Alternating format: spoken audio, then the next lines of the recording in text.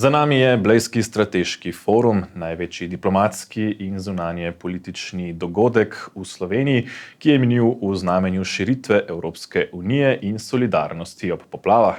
Te so prav v času dogajanja samega foruma znova grozile Sloveniji, a se najslabši scenarij k sreči ni uresničil. Medtem pa pristojni že odpravljajo posledice prejšnjih izpred 3 tednov, tudi z uvajanjem novih davkov. Vroče je še vedno tudi v Ukrajini in Rusiji, pa podsaharski Afriki in nenazadnje tudi na plažah v zamejstvu. Gledate Odmev tedna, dogajanje bova tokrat za vas komentirala Peter Mrše in Rok Frelih. Rok, pozdravljen. Lep pozdrav. Torej, za nami je Blejski strateški forum, če začneva kar na tem področju. Osrednja tema je bila solidarnost in širitev Evrope na Zahodni Balkan, tudi udeležba je bila pretežno balkanska, da lahko tako rečemo. Je to neka normalna situacija, glede na to, da gre za nekakšen dogodek na Balkanu, ali vendarle to kaj pove tudi o dejanski usmeritvi naše zunanje politike pod to vlado? Zdaj, rekel bi, da Blejski strateški forum dejansko odraža pozicijo Slovenije v mednarodni skupnosti. Pozicionira pa se tja, kamor se vsakokratna vlada pač odloči, da se bo pozicionirala. In kot vidimo v tem trenutnem primeru, v primerjavi z forumom pod prejšnjo vlado, smo se sedaj fokusirali na Balkan. Nekako smo se oddaljili od te višegrajske, srednjeevropske srenje, da tako rečem, po drugi strani pa izbor gostov oziroma prisotnih na srečanju kaže tudi na nek način na oddaljevanje od same jedrne Evrope, h kateri pa naj bi po nekih usmeritvah, ki jih je dala ministrica Fajonova, Slovenija težila. Poglejva si, kaj sta v uvodu povedala ministrica Fajonova in premier Robert Golob. There are two main priorities for Slovenia. First, to stop the war in Ukraine. And second, to use the momentum and enlarge the European Union to the Western Balkans. We want to be honest broker. We want to be sincere, perhaps addressing the issues that bigger nations are somehow neglecting due to their own national agendas, while we don't have any. Torej, ambiciozni cilji Fajonove, končanje vojne v Ukrajini in širitev Evropske unije, kako realne so te obljube oziroma kakšno verodostojnost Slovenija ima v tem pogledu, ko daje take izjave? Zdaj, same obljube so lepe. Obljube so zelo lepe, želje so zelo pozitivne. Žal pa Slovenija nima te moči, da bi kar tako končala vojno v Ukrajini. Zadeva je tukaj veliko bolj kompleksna in tudi naša diplomacija, glede na resnost pristopa trenutne vlade, nima nekih velikih možnosti, da se uveljavi kot nek ključen faktor. Po drugi strani spet lepo, da si prizadevamo za širitev EU-ja na Balkan. EU se mora tja širiti svojih strateških vzgibov. To je ključno za našo varnost in za prihodnost teh sosednjih držav.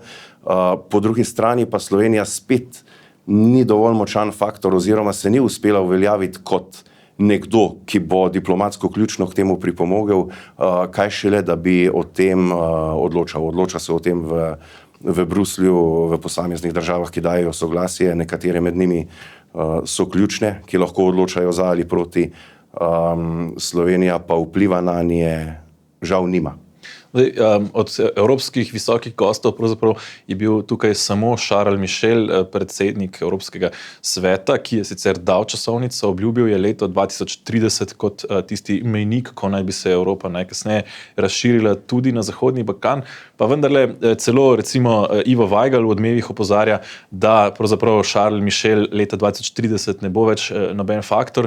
Na Bledu pa ni bilo recimo predstavnikov držav, ki so tiste ključne zaviralke, recimo Nizozemska, Nemčija, Francija, Avstrija in podobne. Zdaj, strani gospoda Michela je to zelo lepa obljuba na lepe oči, da tako rečem. Z njegove osebne situacije je to, kako naj rečem, nekako pričakovano. da lepo govori, kar se pa izvedbe tiče, je pa zadeva precej komplicirana. Ne bi pa rekel, da je Nemčija tista, ki ta proces zavira, namreč Nemčija je tista, ki ima glavni interes, da se EU širi. Namreč Nemčija preko tega kot vodilna sila EU-ja nasprotuje interesu oziroma vstopu Kitajske na Balkan, Kitajska zdaj trenutno prihaja na mala ali pa že kar na velika vrata. Nemčija z milijardami, ki jih vlaga v to regijo, skuša temu konkurirati in ima velik interes, da se integracija teh držav pospeši. Zdaj časovnica, ne bom rekel, da je nerealna, lahko pričakujemo tudi, da se bo tem državam malo pogledalo skozi prste, da bo to, da rečem na nek način po hitrem postopku sprejete ravno zaradi tega geostrateškega interesa, ki ga EU ima. Po drugi strani, ravno zaradi tega gledanja skozi prste, pa lahko malo podvomimo v uvedbo evropskih standardov v teh državah. Še ena stvar je tukaj pomembna, lahko bodo liberalne zahodnoevropske države dovolile, da se v odločevalske procese v Evropski uniji spusti tudi nekoliko konzervativnejše države, kot so Srbija, Makedonija, Črna Gora in tako naprej. Definitivno, glede na to, kar omenjaš, pomeni, da se bo krepil ta prostor, recimo višegrajski, mogoče madžarske, poljske, bolj ta konzervativna, neprogresivna struja se bo definitivno okrepila. Da, lahko pričakujemo nasprotovanje v kakšnem Luksemburgu, Nizozemski, če bo vlada še naprej ostala liberalna in tako naprej. Še eno izjavo iz Blejskega strateškega foruma bi pokomentirala, pa si jo najprej poglejva. In Europe sometime, or most of the time, we live under impression that bad things do not happen around here. They happen far away, far abroad. Well, not anymore. So it's not enough to clean our energy sources. It's not enough to switch on electric cars. It's not enough to eat less or even perhaps no meat. And we will have to do all of these things in the next years. We will have to change our consumption patterns, our consumer behavior, all of it. And still it's not going to be enough. Torej, Robert Golob, zelo konkreten, zelo pravzaprav radikalen v tem smislu, konec mesa, konec avtomobilov. Je to rešitev, če dodam še morda od Tanje Fajon, ki predstavi svojo socialistično utopijo o enakosti, ki naj bi bila po njenem politična izbira in ne nekaj neizvedljivega, nek poskus enakosti smo v preteklosti že videli. Kam nas pelje ta vlada? Jaz bi se vprašal na tem mestu, kakšne enakosti, kaj to pomeni, kako naj si to razlagamo, enakost česa? Katerih faktorjev, na katerih področjih. To pomeni neko uravnilovko socialistično, ki lahko samo zavira družbo, nekaterim jemlje, drugim daje, odvisno, kdo nam je bolj všeč. Ne vem, kaj naj si točno pod tem predstavljam. Kar se pa tiče misli gospoda Goloba, res zelo so radikalne, k sreči pa so tudi neizvedljive. Kar pomeni, ne moremo si vsi privoščiti električnih avtomobilov, na svetu ni dovolj elektrike, da bi se vsi ti avtomobili napajali, če zdaj to kar naenkrat zamenjamo. Po drugi strani, ne vem, če se gospod Golob zaveda, kako obremenjujoči so tudi nekateri procesi pri izdelavi baterije, da tam neki 5-letni otroci rudarijo po Afriki za temi strupenimi elementi, ki so za to potrebni. Najprej je treba te zadeve rešiti, bomo potem govorili, kaj je bolj ekološko, kaj je bolj družbeno sprejemljivo, kaj ni. Kar se tiče konca mesa, neizvedljivo, to je neka veganska ideologija. Vse to, kar si omenil, te enakosti, te radikalne spremembe, navsezadnje vidimo na Škotskem, kjer so predlagali 15-minutna mesta, kar pomeni globok poseg v svoboščine posameznika. In vsi ti radikalizmi, vse te enakosti, ki jih napoveduje ta Golob in Fajonova, globoko posegajo osebno svobodo človeka, kar pa z vidika neke splošne družbene morale ni sprejemljivo.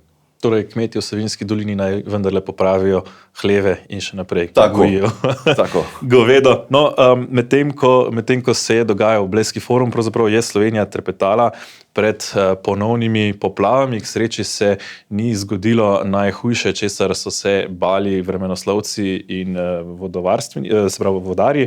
Pa vendar se hkrati že dogaja tudi odpravljanje posledic ujme. Kako si ti spremljal to odpravljanje posledic začetka avgusta in potem tudi recimo te zadnji teden, ko je zalivalo Slovenijo znova?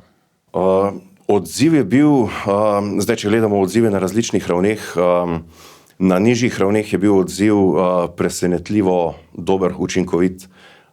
Kolikor sem spremljal, je večina teh akcij potekala prek lokalnih PGD-jev, občinskih civilnih zaščit, medsebojna koordinacija. Veliko je bilo prostovoljstva, pohvaliti treba vse prostovoljce, vse organizacije, Karitas, Rdeči križ in tako naprej. Tu lahko zasledimo tisto neko slavno našo slovensko lastnost, da ko nam je hudo, stopimo skupaj in zadeve probamo po najboljših močeh urediti. Zdaj, višje, ko gremo, bolj pa je bil sistem na to nepripravljen in posledično tudi neodziven. Če gledamo tukaj na vsezadnje razporejanje državnih financ, vidimo, kje je bil primer tega Prevalje, se mi zdi, prostovoljno gasilsko društvo ostalo brez denarja, brez opreme, na koncu koncev tega nihče ni mogel zagotoviti, je to zagotovil, kolikor vem, nek neznan podjetnik, oziroma anonimen podjetnik, vsaj kolikor vem, ni znano, kdo je to doniral, pa nek zasebnik. Tako. In spet smo tukaj priča, da je posredoval posameznik, ne država, ki na takšne razmere na tem nivoju ni bila pripravljena. No, razmere so res katastrofalne. Poglejva, kaj je v vroči temi o tem povedal generalni sekretar Karitas Peter Tomažič. Od teh 3100 jih je več kot 400 takih, ki jim je šlo praktično vse. To se pravi, je stanovanje popolnoma uničeno, hiša popolnoma uničena ali pa odnešena. Veliko teh stanovanj se ne ve, tudi če še obstajajo, če bodo lahko tam stala. To se pravi, ko se bo vse posušalo, seveda tudi druge stroke morajo povedati, kaj je pod zemljo, kaj je za celo območje. Potem je pa več kot 1600 hiš, kjer so imeli zalita stanovanja. To se pravi, kjer je potrebna sanacija v večjem obsegu, kjer je uničena oprema, bodisi stoji na vrtu, pokrita ali je pa že na deponiji, ker je bila popolnoma uničena. To so neke prve številke, ki jih na Karitas imamo. Seveda zdaj po teh vlogah, ki pa prihajajo za državna sredstva, je pa ta številka narasla na 5000.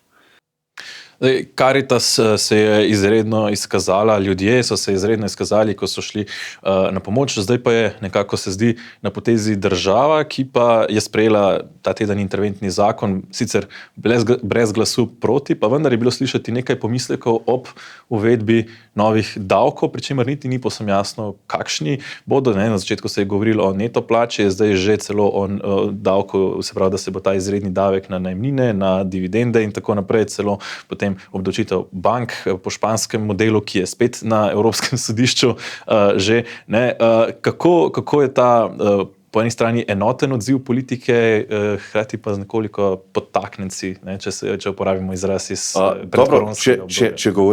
Če govoriva o enotnem odzivu politike, je to na točki rebalansa, kjer je velika večina poslancev, tudi opozicijskih, predlagane spremembe podprla. Kar se pa tiče novih obdavčitev, je pa to zelo verjetno konec neke ljubezni med opozicijo in koalicijo, kar se tiče solidarnosti pri zagotavljanju sanacije. In mislim, da so ti opozicijski pomisleki kar upravičeni.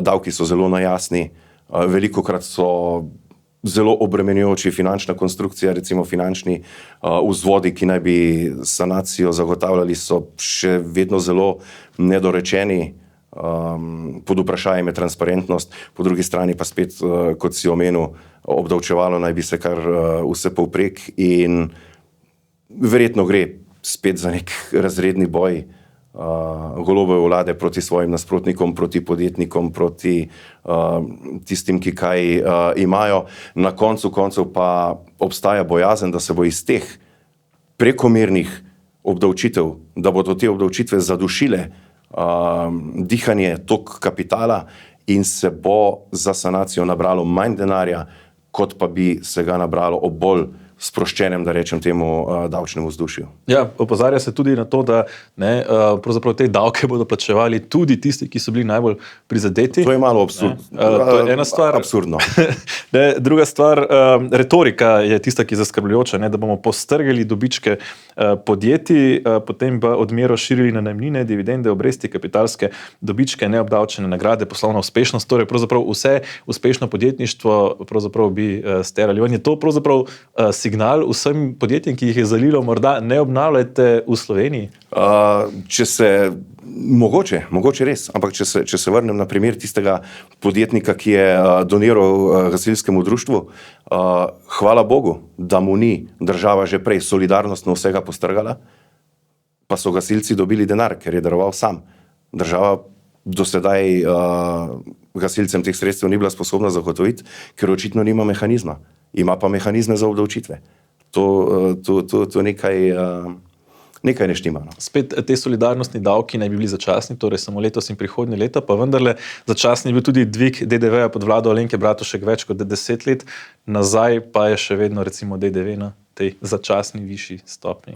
V začasnost davkov ne verjamem. Nekdo je predčasno rekel, da ni veliko bolj trajnih stvari kot začasni ukrepi. Točno. Sploh pri davkih. No, težke so razmere pa tudi v Ukrajini, kjer si bo Slovenija izrazito prizadevala za mir. Ta teden so v Rusiji pravzaprav pokopali dva voditelja Wagnerja v dveh zelo različnih pogrebih. Evgenij Prigožin v zasebnem družinskem krogu, tak majhen, lahko rečemo, pogreb, Utkin na drugi strani z vojaškimi častmi. Kaj nam to pove o situaciji v Rusiji? Vse to je treba spremljati skozi prizmo neke ruske politike. Na eni strani imamo Utkina, ki je ustanovitelj, dejansko de facto ustanovitelj Wagnerja, pokopan z državnimi častmi. Moramo vedeti, on je bil bivši pripadnik specialnih sil GRU-ja, vojaške obveščevalne službe. Bil je tudi odlikovan z redom poguma in nekako takemu človeku tak pokop se razume nekako pripada. Na drugi strani si pa država ne more privoščiti, da z državnimi častmi pokopava nekega Prigožina. Vemo, njegov vpliv med ljudstvom je bil velik, zelo priljubljen je bil je pa tudi nasprotnik kremeljskega režima, nasprotnik Putina. In Putin bi z velikim pogrebom, če bi ga dovolil recimo za Prigožina ali pa še celo organiziral, bi iz njega naredil še večjega mučenika, še večjo slavno osebnost, še bolj bi mu dvignil recimo nek politični renome njegove legende in njegove politične usmeritve, kar pa pred prihajajočimi volitvami Putinu seveda ni v interesu. Kaj čaka zdaj Wagner? Ostaje brez voditeljev, se bo podredil Putinu, Rusija zahteva prisego zvestobe. Mora se. Wagner se pač mora podrediti, ker Rusija še ene takšne privatne vojske, ki bi lahko ogrozila režim, aktivno nastopila proti režimu, si upam reči, da si ne bo dopustila. Wagner se bo sedaj zelo verjetno, nekaj je ostalo v Belorusiji, nekaj se ga integrira v redne ruske sile, poveljniki mislim, da se s tem kar strinjajo, obdržali bojo svoje položaje. Bojne izkušnje, ki jih pa nekateri deli Wagnerja imajo, so pa tudi za redne ruske sile neprecenljivi.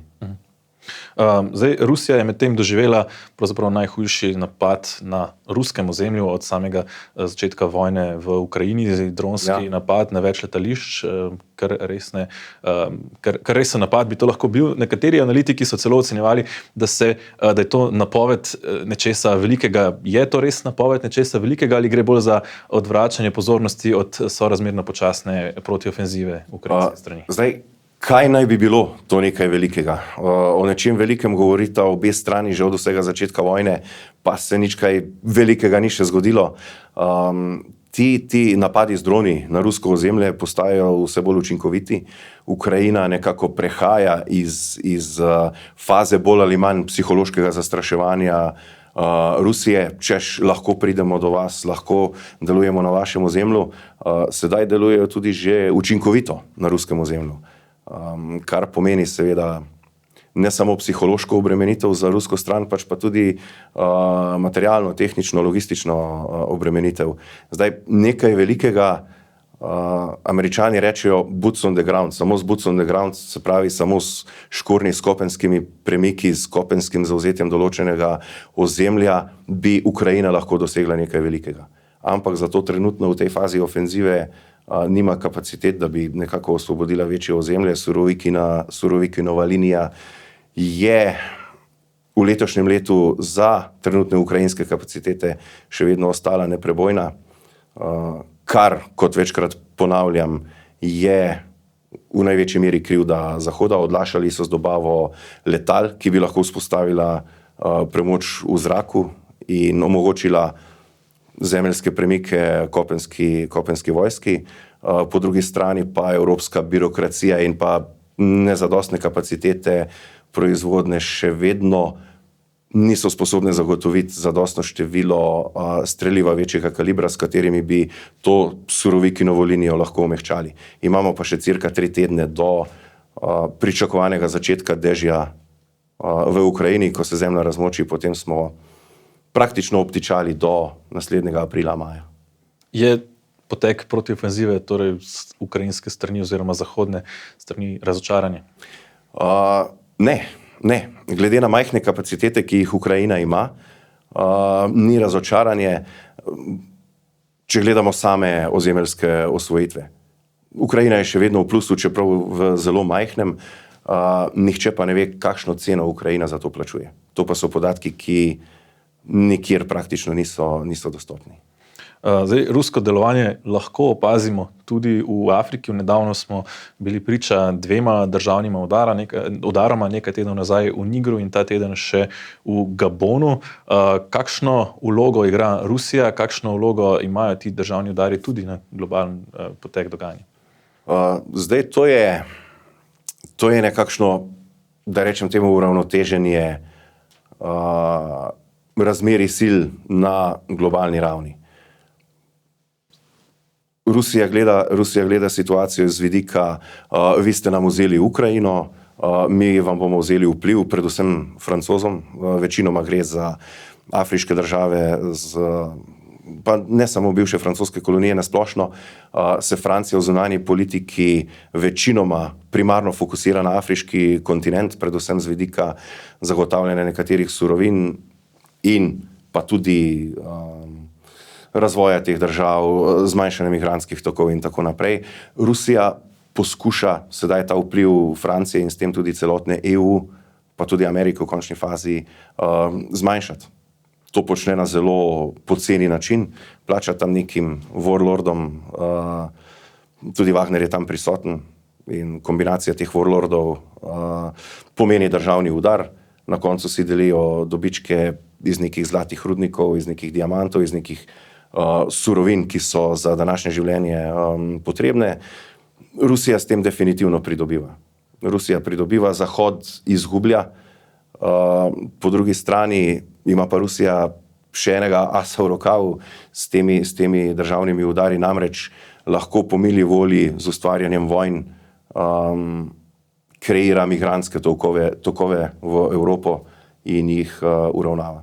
Tako da lahko pričakujemo v kratkem povečanje dotoka migrantov na evropski kontinent, je pa veliko vprašanje, koliko se bo o tem v medijih govorilo. Še to, glede Rusije, papež Frančišek je te dni razburil z nagovorom, ki ga je imel za rusko mladino. Ste dediči velike Rusije, pravi Frančišek, dediči velikih vladarjev, razsvetljenskega imperija, kulture in velike človečnosti, hkrati jih poziva tudi, naj bodo nosilci miru. Kako iz konteksta si razumel to, kar so vzeli mediji, se pravi papeževo sporočilo, in kaj dejansko sporoča papež ruski mladini? Zdaj, Biti dedič Rusije, to je nekaj zelo širokega. Na tem mestu bi se navezal, mislim, da je Tolstoj pisal o tem, da obstajajo 3 Rusije. Ena je Evropska Rusija, razsvetljenska Rusija od Katarine in Petra in tako naprej. Druga je podeželska Rusija, recimo malo zaostala in zelo konzervativna družba. Tretja pa je azijska Rusija, ki je skrivnostna, divja, neukročena in tako naprej. In v današnjem razmerju, družbenem, političnem ali kakorkoli to gledamo, v današnjih razmerah biti dedič Rusije žal pomeni biti dedič neke džingiskanovske Rusije, ki si pokori vse okoli sebe, ki ustvari nek imperij, ne glede na žrtve, ne glede na vse. Papežev poziv pa je tukaj kar na mestu, da naj bodo dediči neke razsvetljene, miroljubne Rusije, naj bodo prinašalci miru. Za konec še ena vroča tema iz zamejstva. Županja Tržiča napoveduje prepoved nošnje burkinija oziroma kopanja v burkiniju na plažah v italijanskem, torej slovenskem zamejstvu v Italiji. Nekako nekatere ženske, tudi predvsem islamska skupnost, se temu upira. Tržič je zaradi ladjedelnice izrazito migrantsko mesto, 30% prebivalcev predstavljajo tujci, 45% mlajših od 15 let. Kako si razlagaš? To prepoved. Tako je. Čisto v kulturnem kontekstu. Zdaj, če gledamo skozi prizmo neke enakosti, ki je popularna v tem času, zakaj neka zahodnjakinja ne sme hoditi v bikiniju po Saudski Arabiji? Zakaj kristjan ne sme s križem hoditi po teh muslimanskih državah? Ker je to odraz neke vere, ki po njihovo ne spada v to družbo. Tukaj v tem primeru iz Italije gre pa za podoben koncept, in sicer to si razlagam, da je to iz kljubovanja, iz nasprotovanja. Če mi ne moremo pri vas, tudi vi ne morete pri nas izražati neke pripadnosti, neki kulturi, ki nas, recimo, tako to vsaj vidi verjetno županja, nas ogroža, ne spada v naše okolje. Rok, hvala za današnje komentarje. Pri koncu smo, spoštovani gledalci, mi pa si pogledamo, kaj je še odmevalo v tednu, ki se izteka. Danes se izteka rok za volitve za mesto koordinatorja stranke Levica, rezultate pa bodo javnosti sporočili jutri. Več možnosti naj bi imela ministrica za kulturo Asta Vrečko, ki meri moči s poslancem Miho Kordišem. Čeprav naj bi Vrečkova spadala v zmernejše krilo Levice, velja za radikalnejšo od dosedanjega koordinatorja Luke Mesca. Levica pa vidi kot protikapitalistično stranko, ki si prizadeva za ekološki in demokratični socializem. Pavel Rupar prihodnjo sredo pripravlja nov upokojenski shod v Ljubljani, ki pa ga, za razliko od nekaterih prejšnjih, ne bo prenašala RTV Slovenija, ki je sicer nedavno prenašala vse pomembnejše prijavljene shode. Za odpoved je poskrbel novi direktor Televizije Slovenija Andraž Pešelj, ki je na mesto vršilca dolžnosti na tej funkciji nedavno zamenjal Uroša Urbanijo. Nemčija, ki ne kaže okrevanja po zimski recesiji, napoveduje znižanje davkov za mala in srednja podjetja, s katerimi nameravajo oživiti edino evropsko gospodarstvo, ki se je letos skrčilo. Olajšave pripravljajo prav na področjih, kjer namerava Slovenija uvesti tako imenovane solidarnostne davke, s čimer skušajo spodbuditi tudi investicije v to največje evropsko gospodarstvo. Sojenje ameriškemu predsedniku Donaldu Trumpu se bo začelo 4. marca letos, dan pred super torkom, ko 10 držav odloča o tem, kdo bo zastopal republikansko stranko na predsedniških volitvah. Trumpu sodijo zaradi domnevnega poskusa vplivanja na rezultate volitev v Georgiji. Sodnica pa bi rada sojenje zaključila še pred republikansko konvencijo, na kateri bo razglašen kandidat za stranke za predsedniške volitve, ki bo to poletje. Hvala za pozornost. Odmev tedna bo znova z vami prihodnji teden, zato se le naročite na kanal Domovine, da ne zamudite naših prihodnjih oddaj. Te najdete tudi v podcastu Domovine. Do prihodnjega tedna pa lahko spremljate tudi novice na portalu domovina.je in v tedniku Domovina. Če nas želite bolj resno podpreti, se ali digitalno ali na tednik lahko tudi naročite in nas s tem tudi podprete. S tem pa dobite tudi dostop do vseh različnih vsebin, ki jih najdete na portalu domovina.je. Tako, do prihodnjega tedna, nasvidenje in lep pozdrav.